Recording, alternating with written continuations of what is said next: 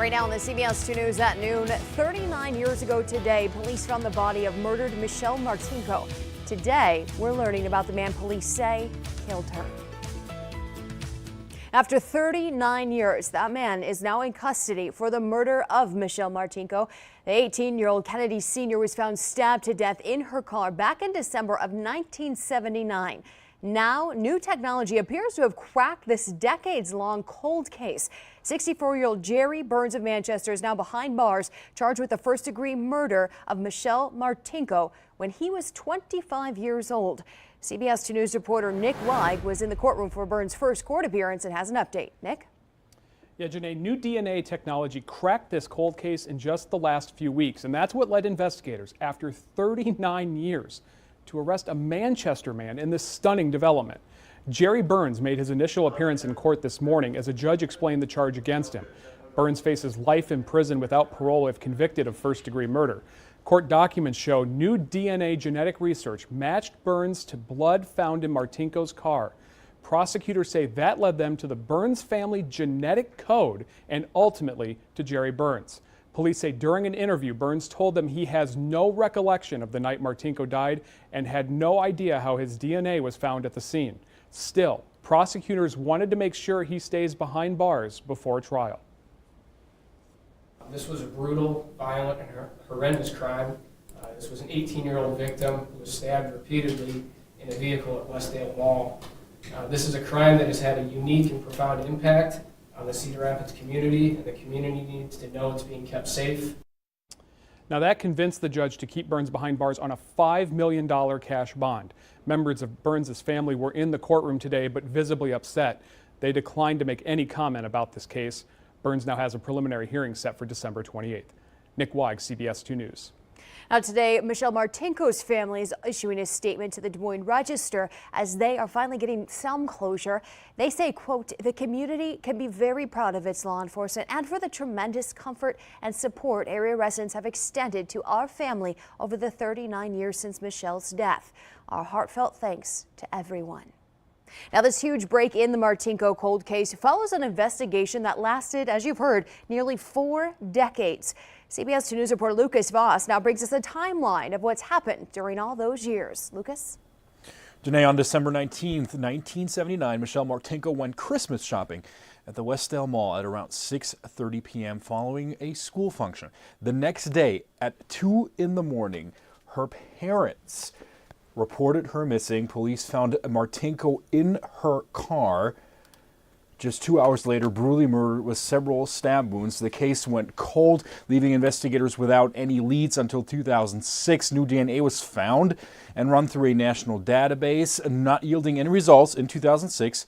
Over the next 10 years, tips were collected and leads followed. And in 2017, this highly detailed composite profile right behind me was created, showing the suspects appeared as a young and then the aged version. This is the aged version. And then based on DNA evidence collected covertly, police were able to identify Jerry Burns and eventually arrest him. Even though Burns' arrest is the break in the case that Michelle's family and friends have been waiting for 39 years, CRPD and Lynn County prosecutors say the work isn't over.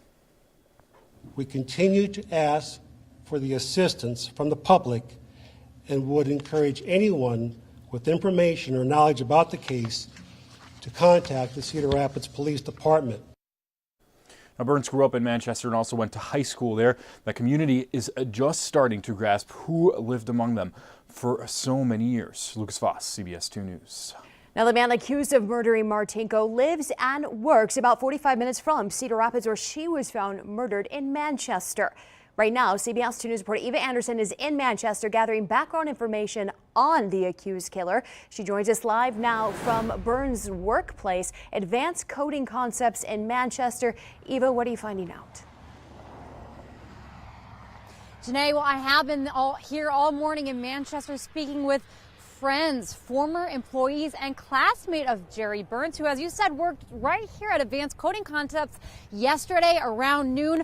So many cars were here as people were being confused. Why are they here? And obviously we know what led to happen from there, but all who know him said that without hesitation, he is a respectable person who they never would have expected this would happen. He lives a fairly normal life here in Manchester. He and his son do own and operate Advanced Coding Concepts off of Highway 13. Community members who work for him say he's a great guy, and they're all in shock at the news.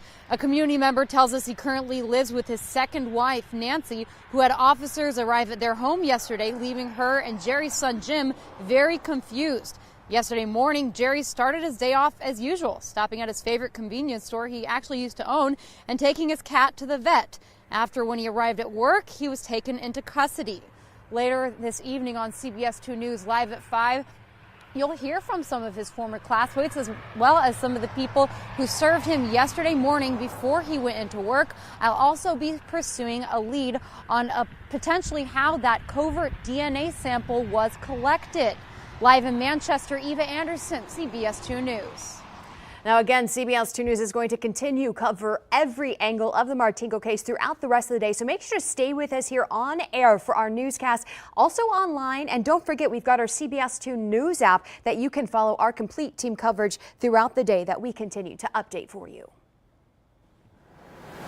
It's a cool day across eastern Iowa. Temperatures are noticeably different than yesterday after the cold front moves on through. A little bit of light showers out there as well. Right now we're at 36 degrees in Cedar Rapids, 38 in Iowa City, just a cool 35 degrees right now in Dubuque.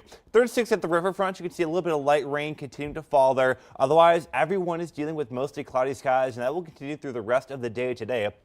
A look at the radar and satellite composite again. Pretty noticeable massive rainfall there across much of the area. That's slowly meandering out of the area, and the rain will continue to die out as we go through the rest of the day. So hour by hour, temperatures will continue to fall into about the mid-20s overnight tonight. Looking ahead, we are tracking 2 winter systems. I'll show you what they may bring to eastern Iowa in your full weather first forecast in a few minutes. At the state capitol, the sexual misconduct complaint against Senator Nate Bolton has been thrown out. After 5 minutes into the Senate ethics meeting this morning, lawmakers dismissed that complaint, saying they don't have jurisdiction because the actions in question happened before he was elected. Earlier this year, Senator Bolton dropped out of the race for governor after a Des Moines attorney came forward saying that he touched her inappropriately at a bar back in 2015. Senator Bolton says he will not resign and is looking forward to working in the next legislative session. Today, the House will take up legislation to fund the government and prevent a partial whole government shutdown. CBS 2 News correspondent Natalie Brand has more on why it may not go through. Late last night, the Senate approved legislation to temporarily fund the federal government and avert a shutdown. All in favor, say aye. Aye. But the measure passed includes no additional money for a wall along the U.S.-Mexico border. President Trump last week vowed to shut down the government if Congress did not provide $5 billion to pay for it. Democratic leaders objected to spending any extra money on a wall and refused to budge. The Senate came up with a compromise bill to fund federal agencies through February 8th. I'm sorry that my Democratic colleagues couldn't put the partisanship aside and show the same good faith flexibility that the president has shown. The House is expected to vote on the continuing resolution later today, and it is expected to pass despite strong objections from some conservatives. Now they're talking about kicking it to February 8th. You've got to be kidding me. With Democrats set to take control of the chamber in 2019, the House Freedom Caucus believes this is their last chance to get a wall built. Mr. President, we're going to back you up. If you veto this bill, we'll be there. But more importantly, the American people will be there. They'll be there to support you. Let's build the wall and make sure that we do our job in Congress. President Trump weighed in on Twitter this morning, writing, quote, that Democrats are just beginning to realize that I will not sign any of their legislation, including infrastructure, unless it has perfect border security. Natalie Brand, CBS News, Capitol Hill. Right now, President Trump is meeting with House Republicans ahead of the vote, and the White House has said today that the president, quote, does not want to go any further without border security, and he is weighing his options. Still coming up on CBS 2 News at noon, 2019 is coming in hot. The top financial goals people are setting and how you can use them to improve your bank accounts.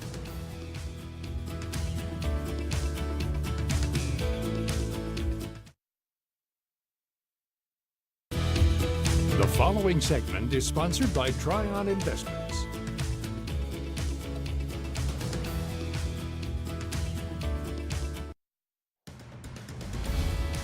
It is time for To Your Finances. Every week we have Andrew from TRYON Investments join us with answers to your questions about money. And today we're talking about the most popular financial goals for 2019. It's coming up fast, and you've got some that people have been talking to you about. One of the biggest ones they do is they need to set a personal savings goal for 2019. Absolutely. And along with all the other goals that people want to do for the year, you've got to set something that's specific. So you can't just say, hey, I want to save a bunch of money this year. Go ahead and take a look at your budget, go through your finances, what you need to get to pay all the bills, everything else. And typically what we recommend for most people is about 10%. So if you can get to that, great. If you get and you've got a raise this year going forward, try not to let that lifestyle creep come in. So keep upping that savings and just keep plugging away at it.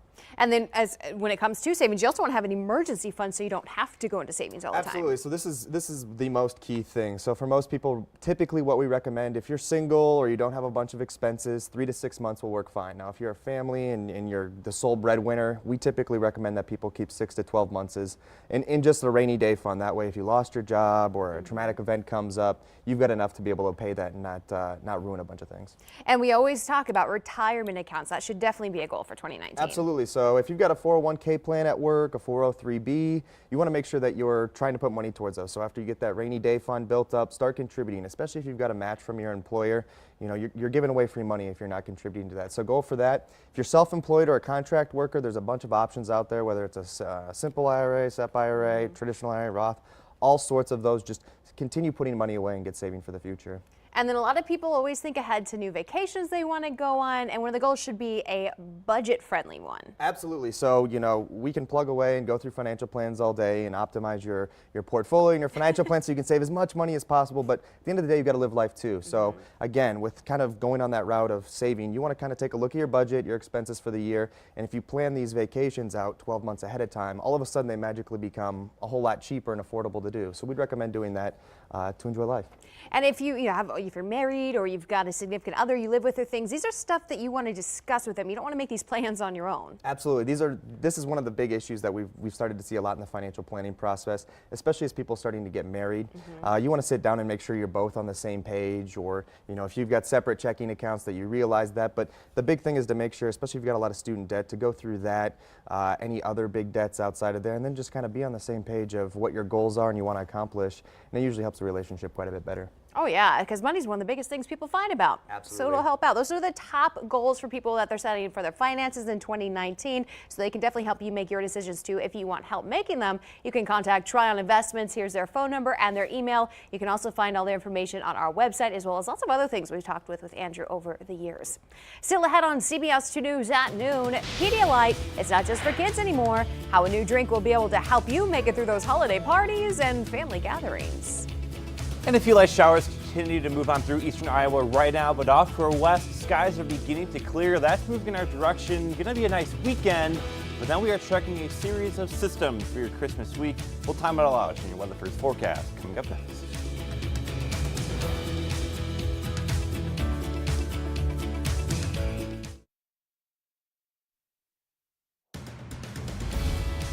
If you're hoping for a new place to move to in Cedar Rapids soon, more affordable housing is on the way. A new $20 million development called Art Tech is being proposed for the Nubo area.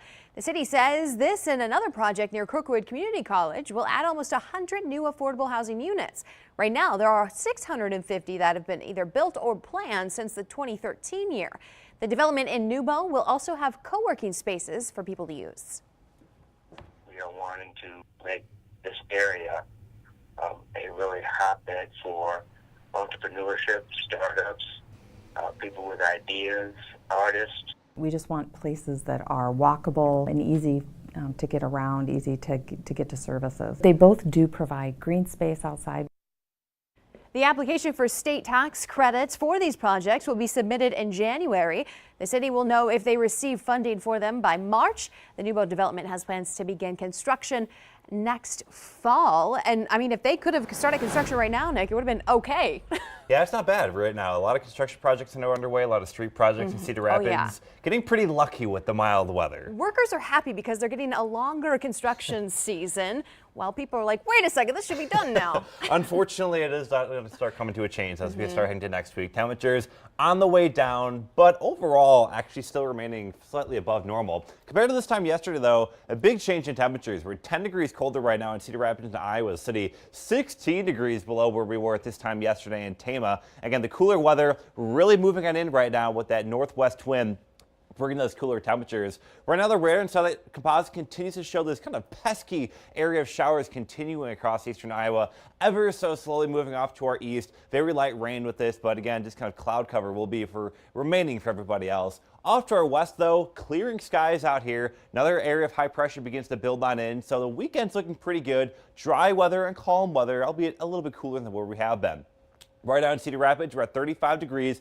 Notice the wind out of the northwest, 10 to 15 miles per hour, and that wind will continue to increase throughout the night tonight. We can likely see gusts upwards of 30 miles per hour. You can see the camera shaking a little bit there. Fairly high humidity as well as we look at that cold front. Now, we finally had precipitation today, officially just 0.06 of an inch so far in Cedar Rapids. That ends a 17-day-long streak of absolutely dry weather, the longest streak since August 28th to September 15th.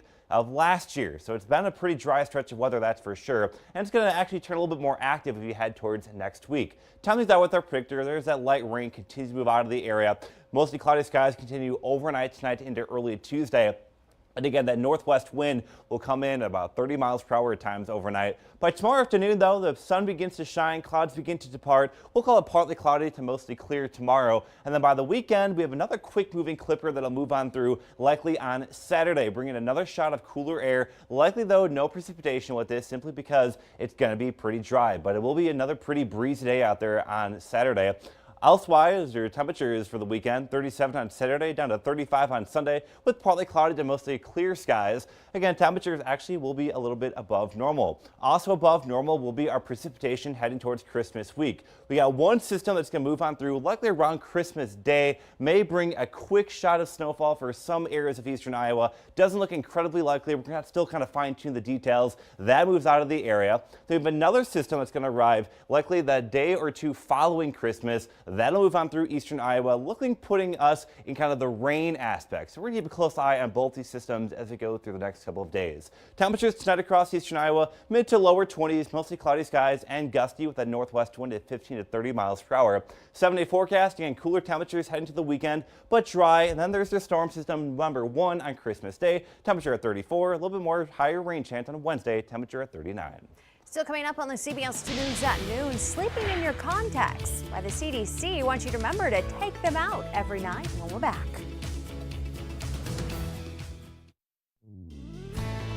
Listen throughout the day for your Weather First forecast on I-1071 All the Hits when you're away from your TV.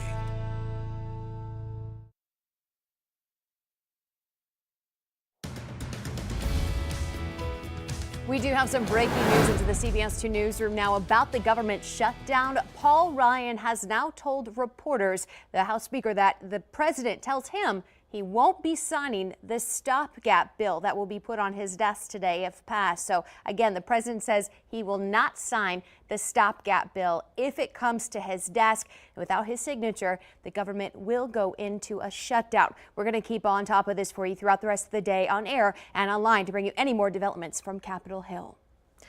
To your health now, a new pill for morning sickness might put your baby at risk for birth defects if you take it, according to new research. The anti-nausea medication on Dansetron is what it's called, sold under the brand name Zofran, is prescribed to treat nausea even though it's not approved for that purpose.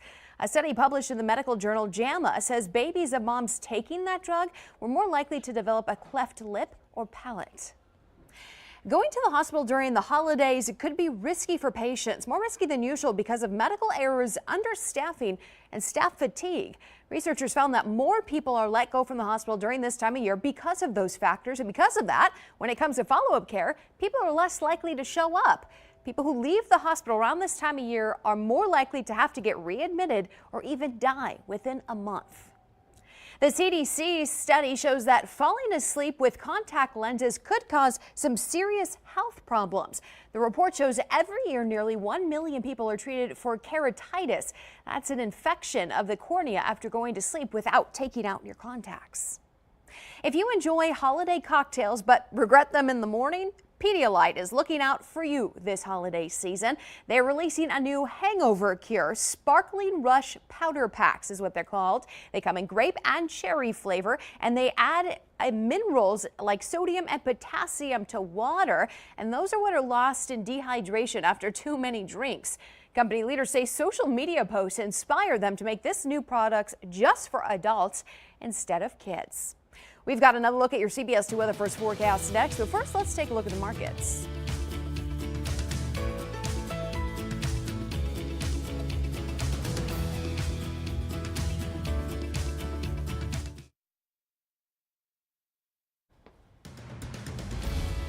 Again, for the rest of the day today, showers early, and that'll continue to end out and move out of the air as we head towards the middle part of the afternoon. Temperatures will continue to fall about 33 degrees or so by the evening commute, dropping into the mid-20s overnight. And we're going to continue to follow these developments on the government shutdown, with a possible government shutdown, and of course, the cold case of Michelle Martinko that has now found someone in jail for her murder. We'll keep following that throughout the rest of the night.